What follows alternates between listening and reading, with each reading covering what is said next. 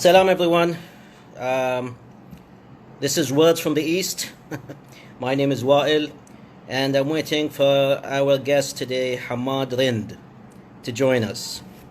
And we'll be talking about his novel, we'll be talking about languages, etymology, interesting stuff that you guys like. Um, so hopefully, this is going to be fruitful for everyone. It's going to be interesting. And you can leave your comments, your questions, and we'll see what happens. It's going to be a chat, it's going to be relaxed. It's not formal. It's just two guys chatting about nerdy stuff. So that's going to be very fun. So we're just waiting for our friend here to join, Mr. Hammad Rind.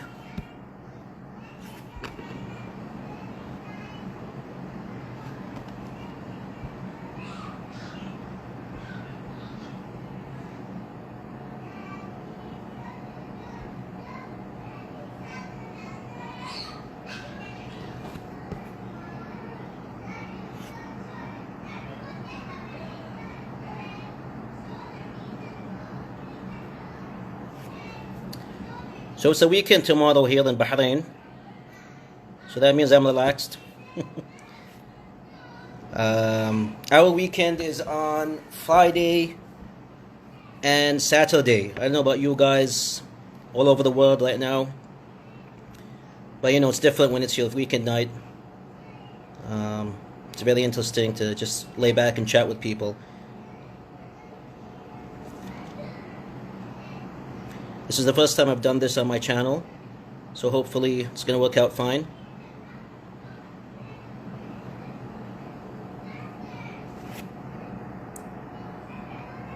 If you do this for the first time, sometimes it's a bit confusing. So, oh yeah, there he is. We got him. Mr. Hammad is here. Let's know.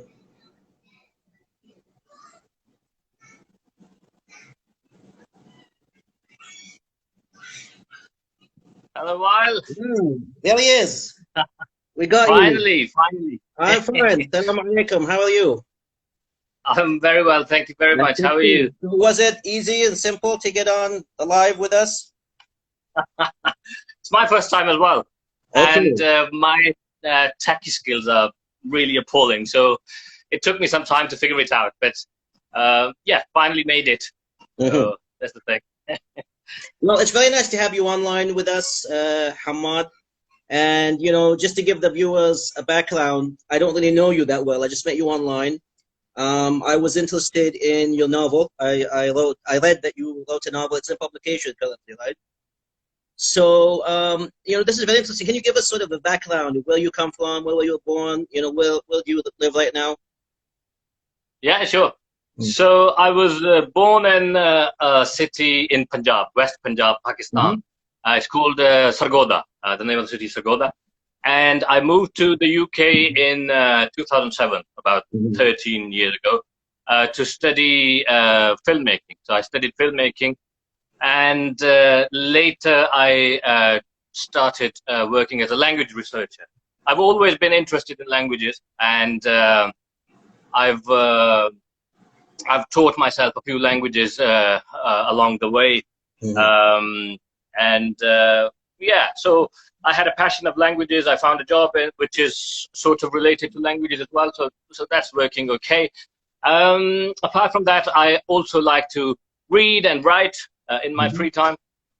So as you mentioned, I've written a novel which is called Four Dervishes. It's based on a dastan by a Persian poet, Amir Khusrow of Delhi.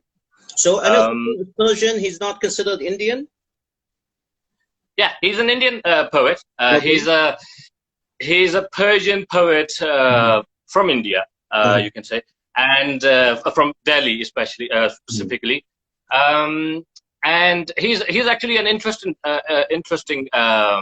figure in the literature of both Persian and Urdu canon, because he's also one of the first poet to write in Urdu. Okay. And there's a very famous ghazal, as you know, ghazal, the genre, the very famous Yeah, genre. yeah. It's Arabic, by the way. Sorry? It's based on Arabic poetry. It's based on traditional Arabic. Exactly. Poetry. Yeah. Yeah, qasida and ghazal from Arabic poetry. So, so Amir Khusrow wrote one of the very first ghazals in Urdu, which is half Urdu, half Persian. It's very interesting. And if you like, I can read a little bit from that ghazal because I really like it. Interesting, but let me see if I got this correct. I had the impression that Amir Khusrow wrote in a language that predated Urdu. It wasn't exactly Urdu. It was more like Rekhta or the Hindustani. That's right, yeah. Braj or something? Braj, yeah, you can call it Braj as well. Yeah. Braj or an old name for Hindi, Urdu or Hindi, which is Hindvi. He wrote on that. Hindvi. Hindvi. Would it be understood by modern Hindustani speakers?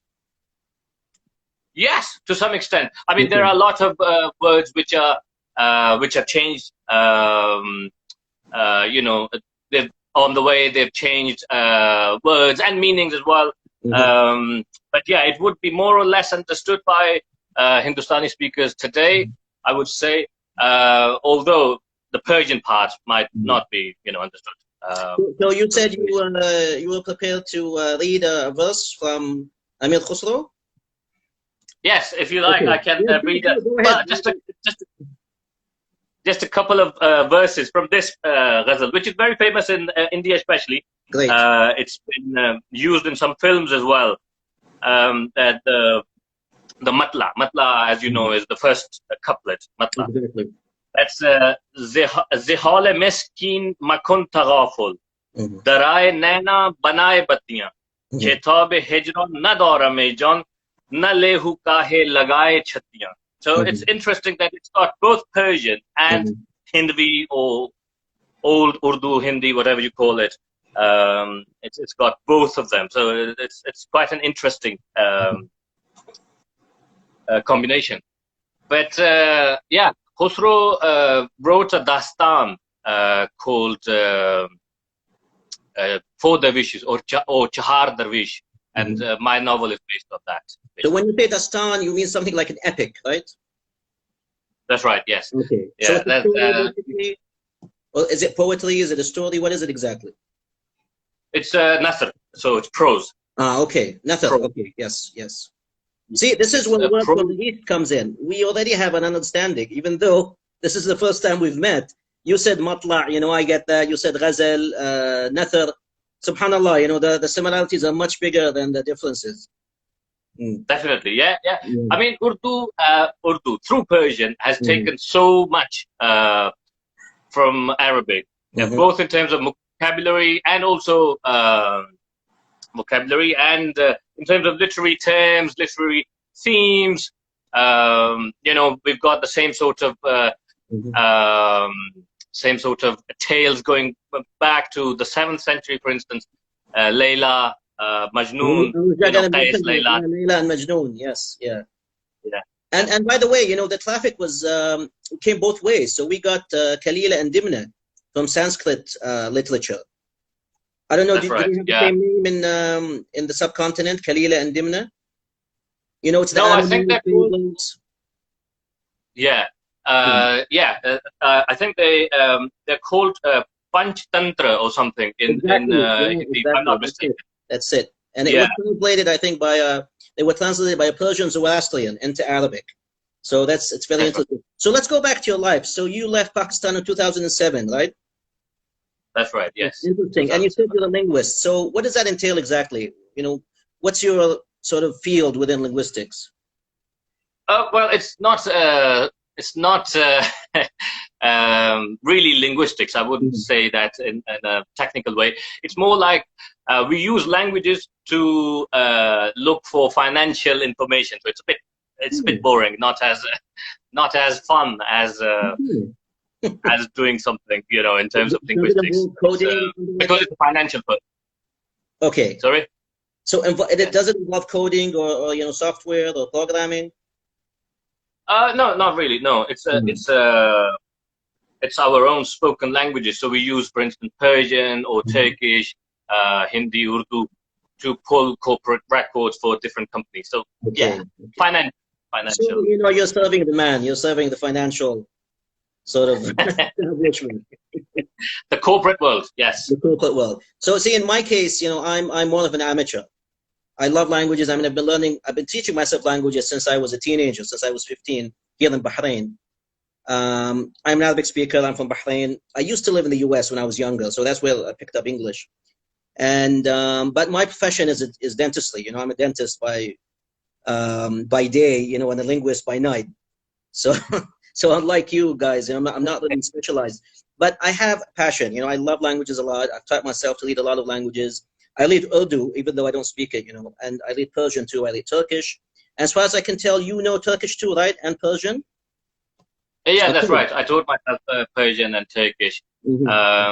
Persian, especially when I was 10 or 11. That's when I started learning Persian, and it's quite interesting that for an Urdu speaker, it's a very easy, maybe the easiest language to learn after maybe regional languages, of course, Punjabi or other languages. I think Persian is the closest, because first of all, we use the same script, you know, Perso-Arabic script. So, and then we've got a lot of vocabulary, especially the deeper you go in terms of literature, it becomes very Persianized, you can say, Urdu. So, yeah. Although in some cases the vocabulary is more is closer to Dari, the Afghanistani version, to the modern Iranian version. You know, I've noticed even the vowels of Urdu, you know, in the Persian words, it maintains the original Dari vowels. So in Urdu you say Seb, not Sib, whereas in modern Persian they say Sib. I think these are called majhul vowels because they didn't exist in Arabic, so they were called majhul vowels. It's very interesting how you guys say dost, not doost, you know, as a modern Persian. But you know, go ahead. No, I was just saying that as you know, in terms of linguistics, it's also a record of old Persian, which is still, you know, intact in terms of Dari. You can still find that, but Turkish and Urdu, because they borrowed these terms at a time when Persian still used these maruf vowels, dost and dost, gul instead of gol, dost instead of dost, share instead of sheer, and you know, save, etc. Yeah. So that's why shir means both milk and lion in modern Persian. Does yeah, exactly. You know, it's interesting. In my own native dialect, maybe you know this, Arabic-speaking people don't actually speak modern Arabic or classical Arabic.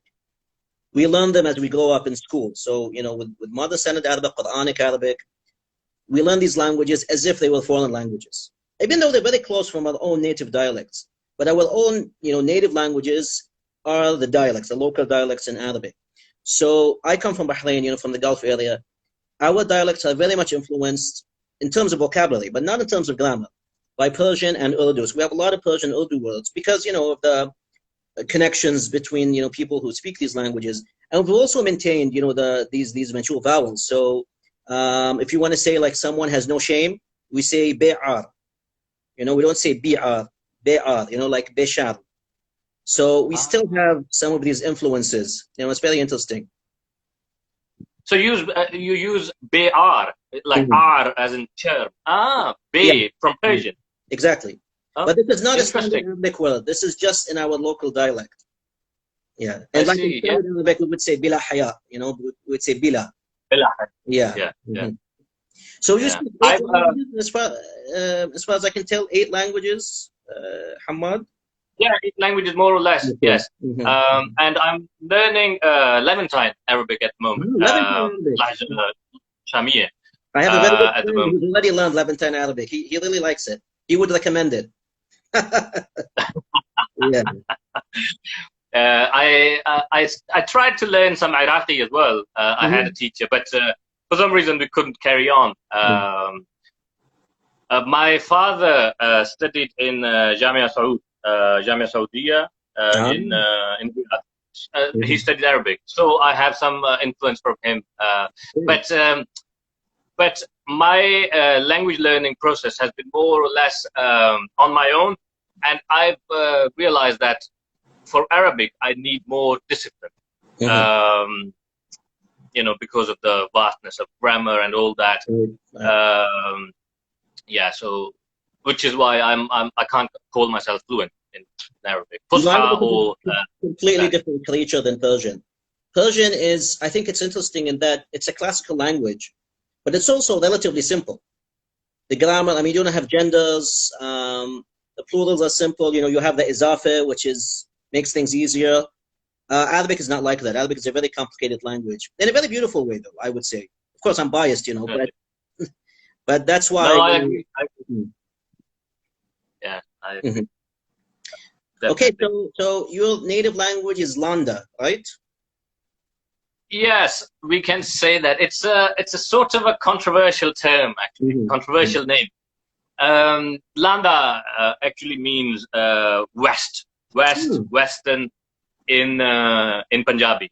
Okay. And it's sometimes grouped as dialects, the western dialects of Punjabi, and sometimes it's called or classified as a language in its own right.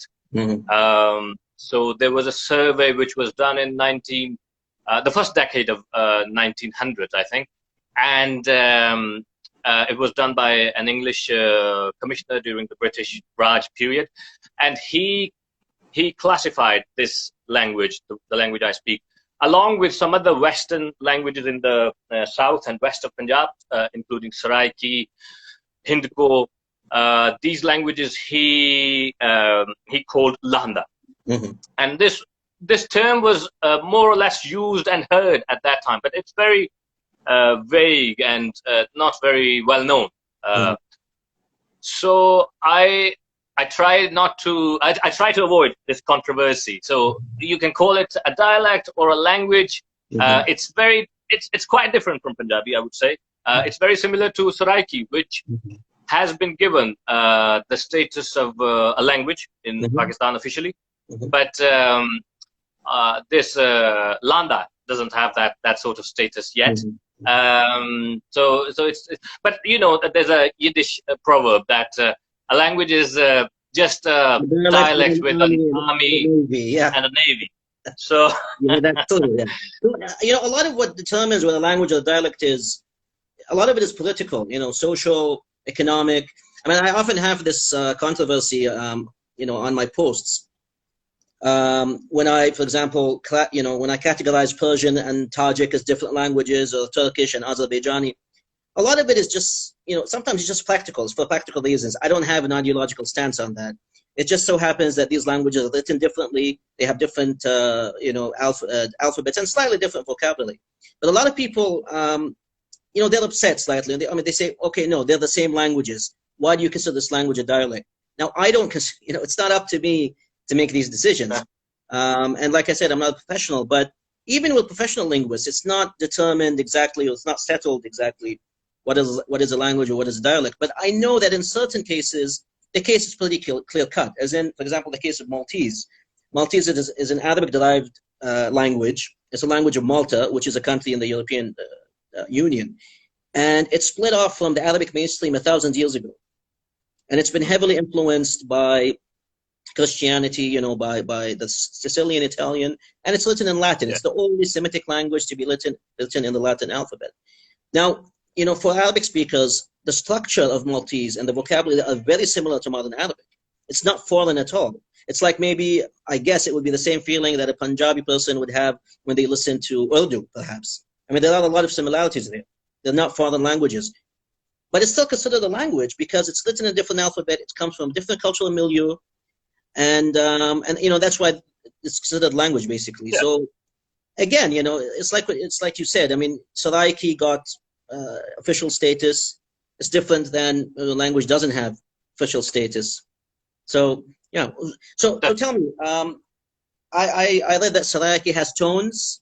Punjabi and Saraiki have tones. Does Landa have tones? Saraiki doesn't have tones. Punjabi has tones, but Saraiki and Landa, they don't have tones. And in terms of vocabulary as well, Saraiki and Landa are very similar compared to Punjabi.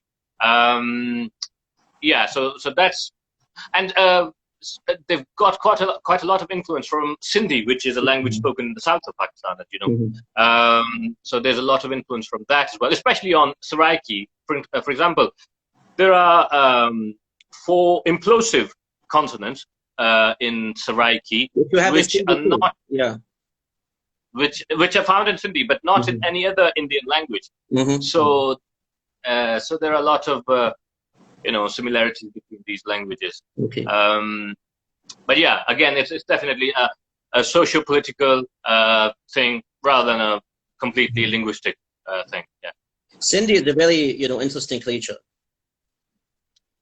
Yeah, definitely. It's got a lot of influence from Arabic. In fact, one of the first Indian languages to come in contact with Arabic, because in 712, when Umayyads came to Sindh, they conquered Sindh then. It got a lot of vocabulary which goes to that time, and which is not found in any other Indian language. So, for example, the word for mountain is Jabal, from Jabal. And similarly, there's word like... onion, by the way. The word for onion is basara, which is basal in Arabic. Whereas in Urdu, exactly. It's piyaz, it's Persian, from Persian, piyaz. Very different word. That's right. And interestingly, a lot of words which end on an R or R in Sindhi, they turn into lam in Saraiki or Punjabi. So, for example, basar becomes basal in Saraiki or Landa, basal, which is closer to the original Arabic. Yeah. So, on that note, you wrote an article recently, which was published in the Madras. What was it Korea. called? Exactly. The Madras about the word awra. And I don't mean to be, blasé or disrespectful, but the truth is that when Arabic speakers hear the word awra, applied to a woman, it's a bit funny because it disrespectful. Yeah, it connotes genitalia, it connotes, a private area, something that you hide. But I also have to say that the word awra is more, it's broader than that. It's not just about genitals. It means, generally, it means anything that should be hidden, even during prayer, during, namaz or salah. For men, above the knee is awra. Satr, yeah. Exactly, satr. Yeah, it's, in Arabic we say yastur, the thing that you have to apply satr to. Mastur. Yeah, exactly. So I read the article, it's very interesting. Now my question is, isn't this a question of terms? So by the time, awra got into Urdu, it simply became the word for woman. Why should we dig deep into the etymology? Why shouldn't we just take it as a term? Yeah, interesting question. I would say that it's important to know the meaning and to understand, all the connotations and implications of these terms, and then make a choice, make an informed choice and make an informed decision on, whether to keep these terms. Like language, it's an evolutionary process, evolutionary structure. And language users and speakers have always examined, especially in the West, the process of examining their own languages has been, going on for a long time. They realize that a lot of terms, for example, I don't want to be disrespectful, but for example, a term used for Romani people until very recently was gypsy. Gypsy yes. term used for them. But then realized that the idea behind the word gypsy was that these people had migrated from Egypt, which is not the case. Now we've got more evidence. Their languages are very similar to, in fact, Landa. Romani languages are similar to that, and Northern Punjabi. So then they decided to, change the word, the name, and so I think, and similarly, there have been a lot of other similar cases where words have fallen out of use or have been changed, exchanged to something else. And I think that's an important thing to understand the meaning and then make a decision about it. You know. But this is a very basic word. How could you possibly place a word like that? It's a very basic word, you know. Yeah, it's an interesting thing. I mean, it came through Persian, like many other, almost all Arabic words into Urdu came through Persian. And in Persian, I looked up in some dictionaries. It's got, you know, the meaning of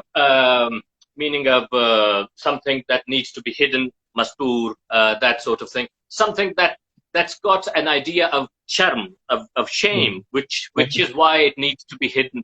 And again, also deficiency, lack, all these meanings. And then also a woman. But in modern Persian, you know, the word is not used in that sense at all. But Urdu kept that meaning, aurat, as a woman, which is interesting. I mean, it tells a lot about the history of, you know, whoever came up with these terms in the beginning. But yeah, it's also interesting that Urdu and also a lot of other northern and western Indian languages have borrowed a lot of these basic words from Persian or Arabic, which is not the case with a lot of other languages. So, for example, the word for man, Adami, from Adam, you know. Yeah, exactly. Or mard from Persian. So it's interesting. Whereas, for example, in English, you'd say man, woman, Germanic words, you know. Yeah, precisely. Yeah. So yeah. What would you suggest as a replacement for aurat or awrat?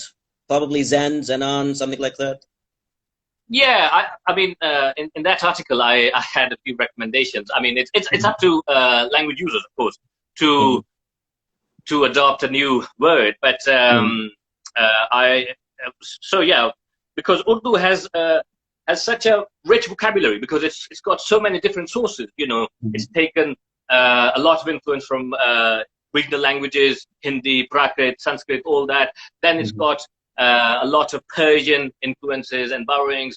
It's got Turkic influences as well. So, and also, you know, its own regional languages. So from all these different sources, we could come up with something, as you suggested, Zanan. Zanani is used in Punjabi, all from, you know, Persian, Zan. Then we've got the Turco-Mongolian, recently there's been more research about that Khatun word, which according to some has come from an Eastern Iranian source, Saldian, yeah. So yeah, Khatun and similar words like Kadın in Turkish. So yeah, there are a lot of options. And in Sindhi, for instance, Sindhi and Saraiki, they use word Zal. Zal, yeah. Which etymologically is very interesting. Where do you think that word comes from? Zal. It doesn't sound like an Indian word. It's not Arabic. It's not Persian. It's not Arabic. It's not Persian. And no, I to be honest, I don't really know. I need to. Usually, Indian languages don't have a Z. They would say Jal or something like that. That's right. Yeah, especially in the East, you don't find Z. But in the West, in the past where you have modern-day Pakistan, Z is found in these languages, especially since Punjabi and Sindhi are very close to, geographically, not linguistically, but geographically, you're very close to Pashto and Balochi, which have, you know, Z. Pashto, especially Pashto, sometimes changes the words which have jim into Z, like Juma. I think it's called Zuma in some dialects. Zuma. So, and they also they change the ja sometimes into za. This is in I think western and northern Pashto in Afghanistan itself. So instead of saying Fauj, which is army, you know, Fauj in Urdu, they say Pods. I think it's something like that. I see. Yeah, because they've got the consonant th, which is three dots on a ha. Exactly. Yeah. Exactly. That's it. Yeah. Yeah. Yeah. So that's all very interesting. I mean, especially we have a commenter here who says the word zal might be Central Asian. That's very interesting because I know that in Uzbek and in Uyghur, which is spoken by the Uyghur people in Xinjiang in China, which used to be called, which used to be part of Turkestan, historically, they say ayal for a woman, which comes from ayal in Arabic, which basically means the household, the people of the household. In a sense, it's similar to awrat, but it doesn't have, sort of the negative connotations.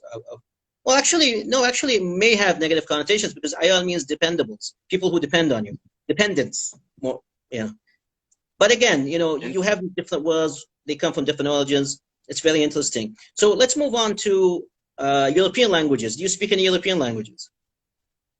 Yeah, I speak French. I speak French, English, and Italian. My Italian is not, up to par, but I can manage. Okay. Yeah. So, où est-ce que vous avez appris? Sorry, my French is not good at all. Où est-ce que vous avez appris le français?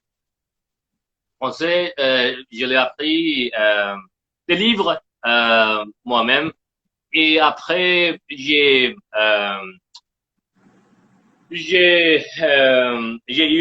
des instructeurs. It's quite a mouthful.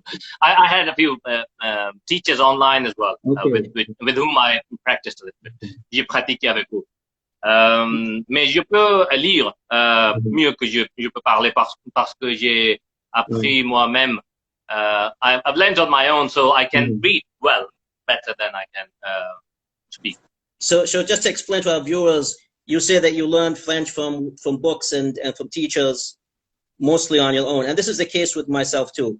I've almost never been to any language institute since I was 15. I'm always self-learning. And I could also say, je me suis appris le français tout seul, chez moi. I learned French, on my own and, just at home, with nobody else. And I haven't really practiced French that well, but in those rare occasions when I traveled to Europe, I did use French, en Suisse, par exemple.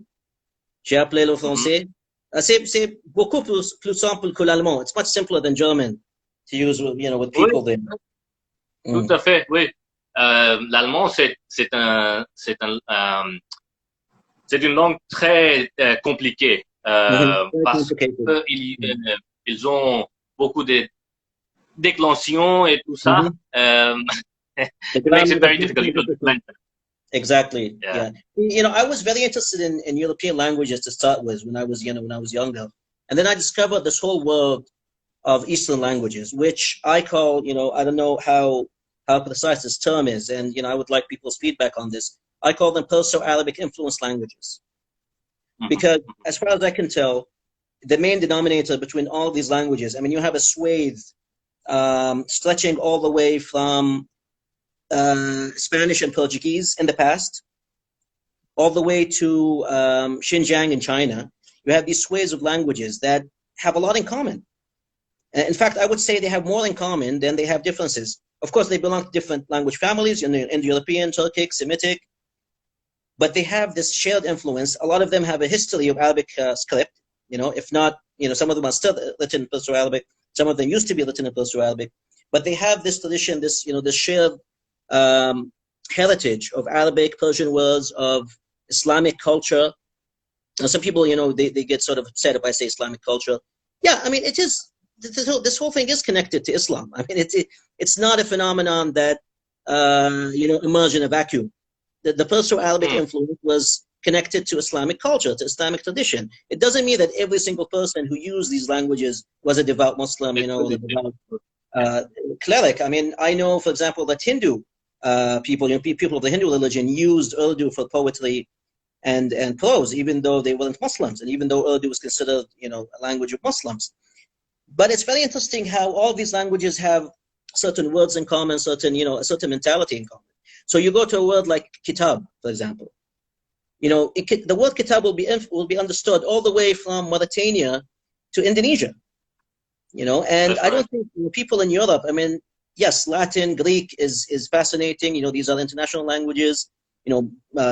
French, English, German, all of these are really, beautiful and respectable languages. Of course, all languages are respectable. But I don't think enough people have paid attention to this phenomenon where the single word is understood by, well, like how much is it? Like a billion people almost? Like hundreds of Yeah, millions yeah, of people. A word like insan, insan is understood everywhere. Istanbul, Lahore, Jakarta, people will understand the word insan. And I think we don't give ourselves enough credit when it comes to the shared culture, shared linguistic culture, even shared mentality. I mean, the assumptions that we have, the implicit, cultural assumptions that we have, and it makes it easier to understand each other, even though we come from different, I mean, the cultures, the subcultures obviously are very different, but the yeah. sort of overall meta culture, I like to call it a meta culture, is actually quite similar. So, I think that's interesting. I think we should pay more attention to these things, and we should pay more attention to our similarities rather than our differences. So, what do you make of that, Hammad? Yeah, no, that's a very interesting thought, and yeah, it's interesting the term that you use. I've seen that on your posts, Perso-Arabic influenced languages.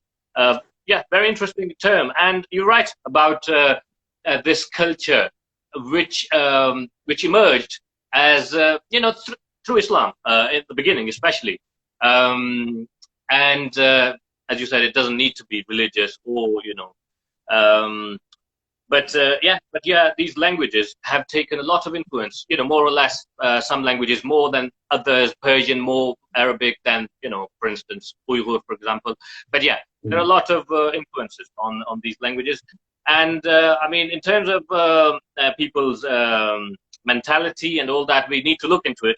I haven't done much research on it, but on a surface level, superficially at least, you can see a lot of similarities. Definitely, yeah. So yeah, that's a very interesting thing, and so that's the ethos behind words from the East. You would say? Yes, it is. That is exactly the ethos, and I chose the word East because I couldn't really come up with a more precise word. I mean, like here in the Arab, the Arabic speaking world, we use the word Mina or Mena, which is Middle East, North Africa, or in your area you say South Asia, right, or South. What do you say Yeah, exactly South about Asia. South Asia or Yeah, the subcontinent? What do you say in Urdu? Bar Central Asia. Saghir? Yeah. Sorry, In Urdu you say Bar Saghir or the Bar Saghir, the that's subcontinent. right. Yeah, but it's a subcontinent. Yeah, I mean, Exactly. since the 60s, another term which has been very popular, especially in terms of the eastern regions that you have described, Persianate, culture, which emerged, we can say, quite a few centuries ago, as which was based on Persian language and culture, and it was from Central Asia, India to Balkans. This culture was predominant until very recently, until the colonial times. This culture. And oh yeah, you were saying about, for example, Hindu people speaking, Urdu and using Urdu poetry. And an interesting thing is that when Persian was the court language, the official language of India, a lot of ministers and a lot of scribes, munshi, they were Munshi.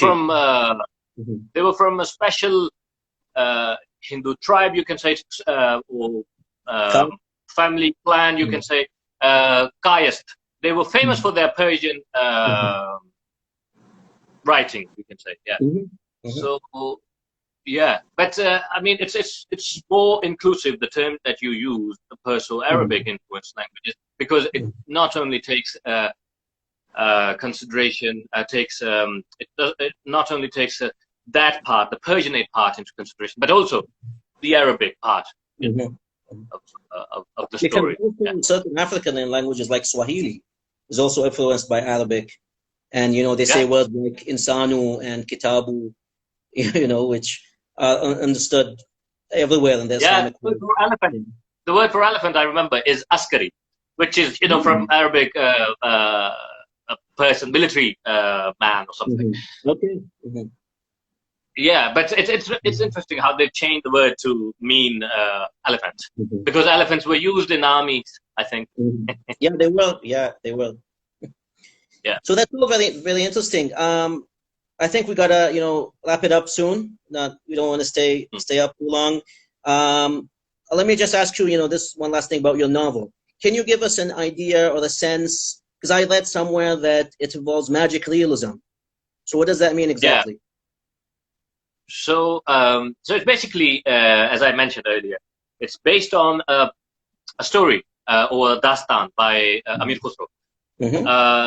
Amir Khusrow wrote this. The frame story has come from that dastan, Chahar Darvish, Four Dervishes, which is basically this king who is going through a midlife crisis, we can say, goes to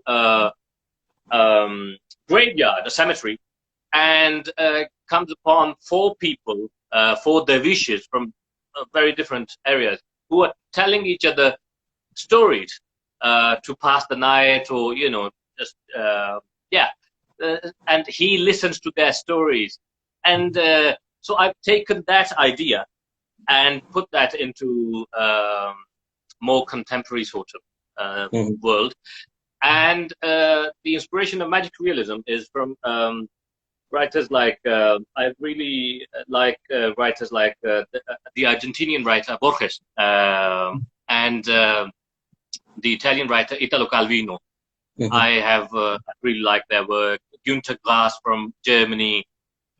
They've written quite a lot of novels on in that genre, you can say. It's basically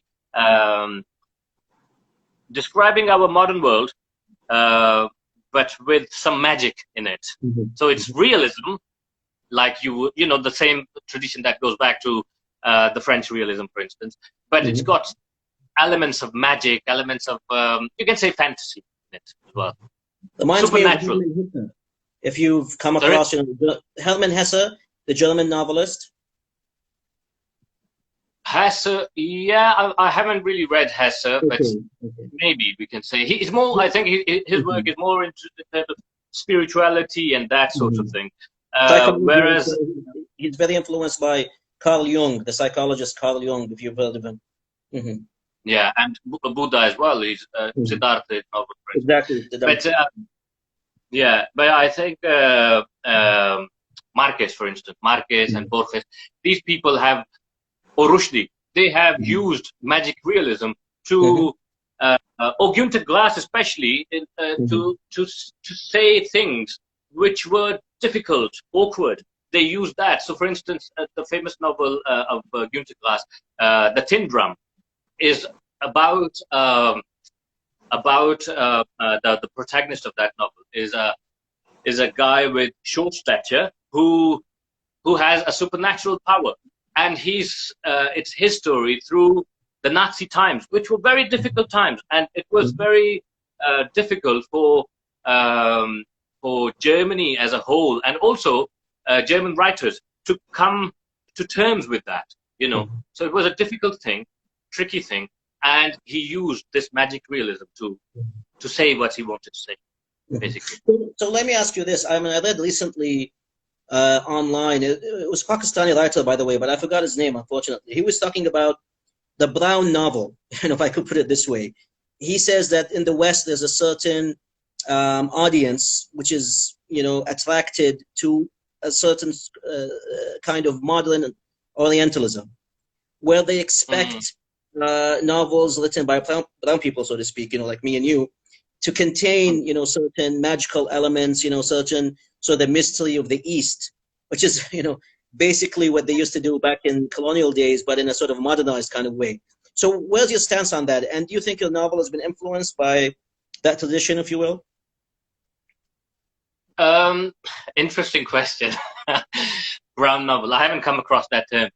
But, I can definitely see the appeal some audience may have towards that sort of, towards the continuance of the same Orientalist themes with Aladdin and Harem and all that. I can I can understand that. My stance on that, I think, I mean, we need to be conscious of these things. Whether we are writing in that sort of way, whether we are being ironic or we're being literal, we need to be conscious of all that, I think. But it's definitely a very tricky subject, I would say. I know that. I'm sorry for butting in there, Hammad, but I know that Orhan Pamuk has been described as producing this kind of novel. I mean, I can't judge that. I'm not in a position to judge, but I have the impression that some, writers from the East have been described or accused, if you will, of producing precisely this kind of novel. I know for the fact that Sir Nepal, I forgot his name. V.S. Nepal, yeah. Exactly, V.S. Nepal from Trinidad and Tobago. I mean, I've read, House of Mr. Biswas. I don't know if you're familiar with the novel, and he also wrote a sort of nonfiction book called Travels Among the Converted, which I thought was, not a very fortunate name because everybody's converted basically. Like, everybody who's a Christian or a Muslim has been converted at some point. Like, we were all pagans, like in the past. So I don't know what's up with that name, but you could tell that the guy was basically writing as a brown Englishman.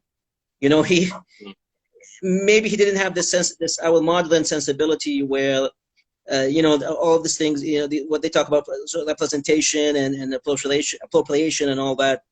So it's in a completely, in sort of British colonial kind of vibe. I mean, it's interesting. I mean, it's still interesting. I'm not dismissing these writings. They're very informative, very eye-opening, especially a House of Mr. Biswas.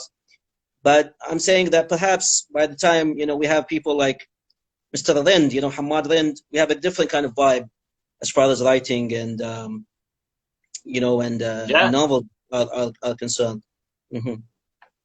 Yeah, no, thank you for for that. But I haven't read Nepal myself, but I have read Prince Hamid Dabashi's Treaty of him, and I sort of understand what he was writing, and yeah, you're right that his writing is sometimes like that. He's writing as a brown sahib, as the term is used. But yeah, definitely we need to be conscious of that sort of thing, especially in modern times, and try not to and try to give a fresh perspective of ourselves. Represent ourselves, being able to represent ourselves. That's an important thing, definitely. Yeah. By the way, this isn't the first time in history that people from our areas have had to express themselves in a Western language. It happened before during Hellenized times.